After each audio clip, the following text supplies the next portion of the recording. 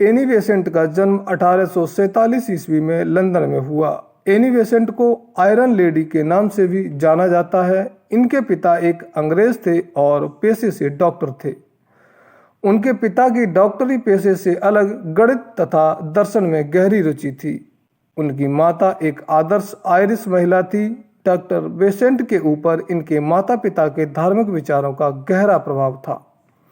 अपने पिता की मृत्यु के समय डॉक्टर एनी बेसेंट मात्र 5 वर्ष की थीं। पिता की मृत्यु के बाद धन के अभाव के कारण उनकी माता उन्हें हैरो ले गई। हैरो से ही मिस मेरियट के संरक्षण में उन्होंने शिक्षा प्राप्त की। मिस मेरियट उन्हें कम उम्र में ही फ्रांस तथा जर्मनी ले गईं और उन देशों की भाषा सिखाई।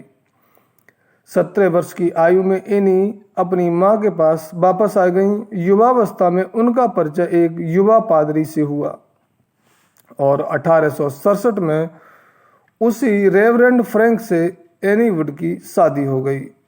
पति के विचारों से असमानता के कारण और उनका दाम्पत्य जीवन सुखमय नहीं रहा। संकुचित विचारों वाला पति असाधारण व्यक्तित्व संपन्न स्वतंत्र विचारों वाली आत्मविश्वासी महिला को साथ नहीं रख सके। 1870 तक वे 2 बच्चों की मां बन चुकी थी।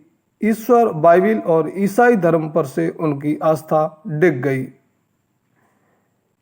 पादरी पति और पत्नी का परस्पर निर्वाह कठिन हो गया और अंततोगत्या 1974 में संबंध विच्छेद हो गया।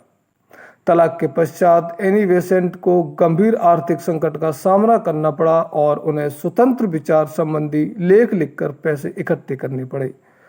डॉक्टर बेसेंट इस समय चार्ल्स ब्रेडला के संपर्क में आई। तब वे संदेहवादी के स्थान पर ईश्वरवादी हो गईं।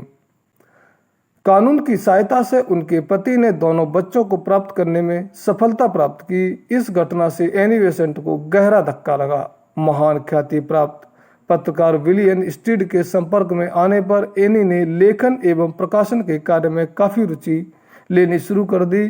वे अपना अधिकांश समय मजदूरों, अकाल पीड़ितों और झुग्गी झोपड़ियों में रहने वाले लोगों को सुविधा दिलाने में व्यतीत करने लगीं।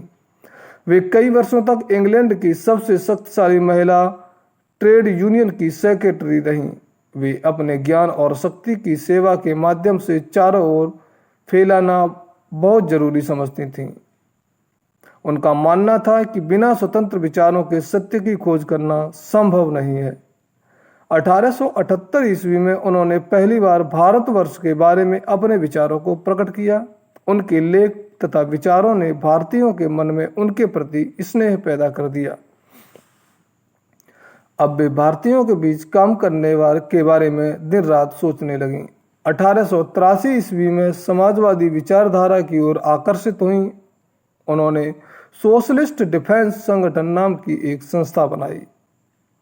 इस संस्था में उनकी सेवाओं में उन्हें काफी सम्मान दिया। इन संस्था ने उन मजदूरों को दंड दिलाने में सुरक्षा प्रदान की जो लंदन की सड़कों पर निकालने वाले जुलूस में हिस्सा लेते थे।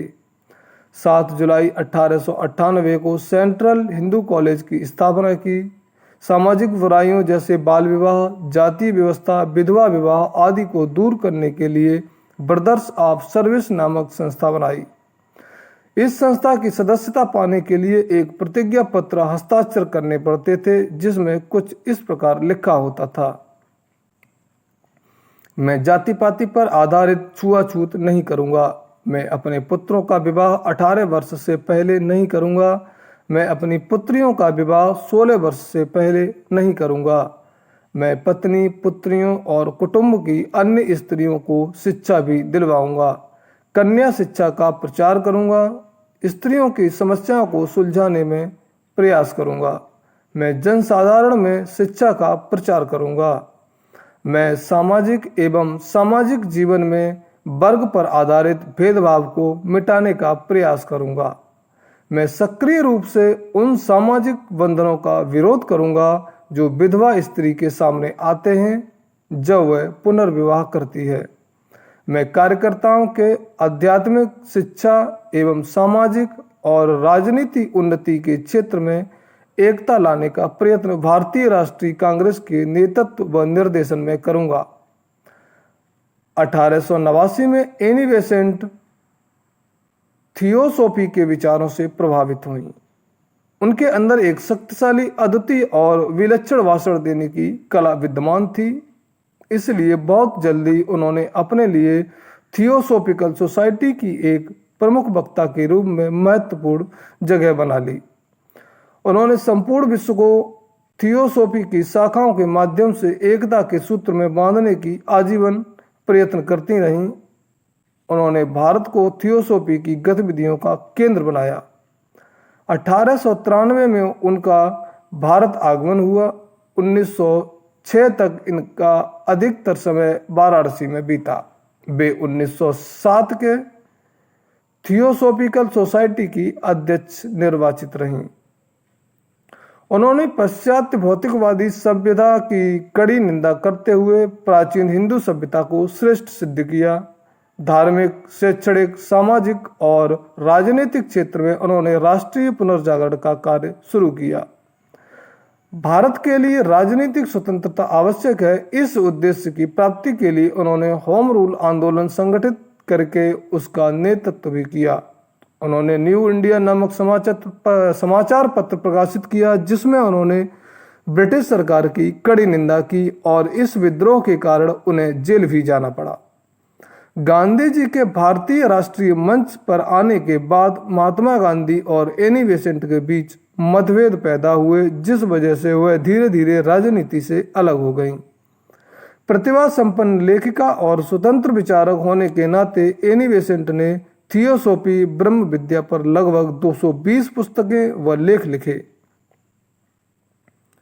अजेक्स उपनाम से भी उनकी लेखनी काफी चली थी। पूर्व थियोसॉफिकल पुस्तकें एवं लेखों की संख्या लगभग 205 है। 1893 में उनकी अपनी आत्मकथा प्रकाशित की थी। उनकी जीवनी परक कृतियों की संख्या 6 है। उन्होंने केवल एक साल के भीतर 1895 में 16 पुस्तकें और अनेक पॉम्पलेट प्रकाशित किए, जो 900 पृष्ठों से भी ज्यादा थे। एनी बेसेंट ने भगवत गीता का अंग्रेजी अनुवाद किया तथा अन्य कृतियों के लिए प्रस्तावनाएं भी लिखीं। उनके द्वारा क्लीन्स होम में दिए गए व्याख्यानों की संख्या प्राय 20 होगी। भारतीय संस्कृति, शिक्षा व सामाजिक सुधारों पर संभवतः 48 ग्रंथों और पैम्पलेटों की उन्होंने रचना की। भारतीय राजनीति पर करीबन 77 पुष्प लिखे। उनकी मौलिक कृतियों में चयनित लगभग 28 ग्रंथों का प्रणयन हुआ। उस समय पर लूसीफेर, द कॉमनवीन व न्यू इंडिया में भी एनी बेसेंट के संपादन किए। देशवासियों ने उन्हें मां वसंत कहकर सम्मानित किया, तो महात्मा गांधी ने उन्हें बसंत देवी की उपाधि से विभूषित किया। 20 सितंबर 1933 को एनी बेसेंट का निधन हो गया। इतिहास की इस महान नायिका की अंतिम इच्छा पूरी करने के लिए उनकी इच्छाओं के अनुसार भारतीय पद्धति से उनका दाह संस्कार हुआ। उनका अस्थि कलश बनारस लाया गया तथा दशाश्वमेध घाट पर उनका विसर्जन हुआ। साथियों, ऐसी ही महान नायिकाओं की कहानियां सुनने के लिए हमारे चैनल को सब्सक्राइब करें और वीडियो को लाइक करना ना भूलें। धन्यवाद।